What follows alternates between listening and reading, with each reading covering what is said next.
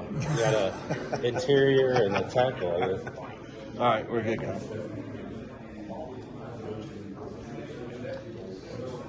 Coach, from people that have been out of practice, and I've seen some pictures or video, you're described as a bit of a wild man out there during practice. Where's that intensity come from?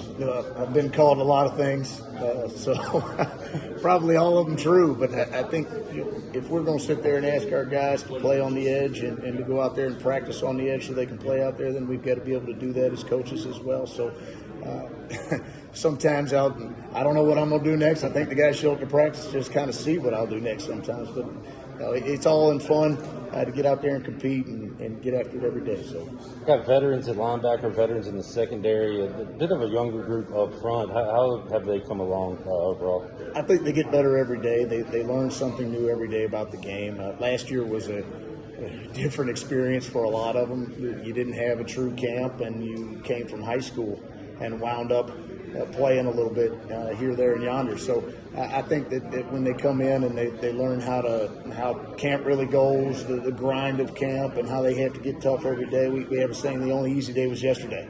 And they believe that. They show up and they got to know they got to put the work in today to get better and then move forward again the next day. So I think they're continuing to develop up front. We're not where we need to be, but we'll continue to push. Do you have a coach on the field there at the D-line that, if they can't hear your voice, somebody can talk up the players, their teammates? I think they can hear me. Good point. But hey, we've got Coach Cofield has joined us. He's a former NFL guy who's helping me out over there. He's got a big booming voice as well.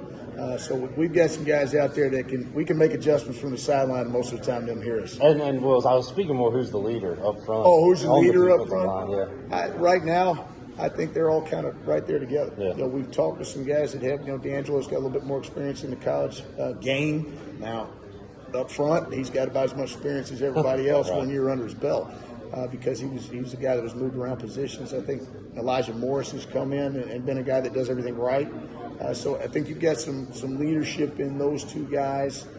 But I'll tell you this: they all show up and they band together. You never see one without a group of them, which is something that we preach. But then to see them actually do it and off the field is even better. So I think as a group they'll continue to push forward and they hold each other accountable. Anytime you ask a defensive coach what's most important, they say stopping the run. That's going to be on display week 1 against App State. What do you think about that run game that you've been able to look at them? I think they do a phenomenal job running the football, and we've got our work cut out for us. Their head coach is a former offensive line coach. There's no such thing as a former position coach.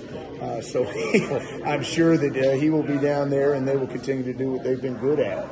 They run the ball well, got a good stable of running backs back there, the tough guys up front, so we've got our work cut out for us to get the job done in our phase of stopping the run. So we'll continue to focus on that, and I wish I could sit here and tell you that I'd be a coach that would tell you something different, but no, stopping the run's important. It always has been everywhere we've been, so we'll continue to push on it. All right. Thanks, Coach. Thank Appreciate you, it, man. man. Good to see y'all. Yes, sir.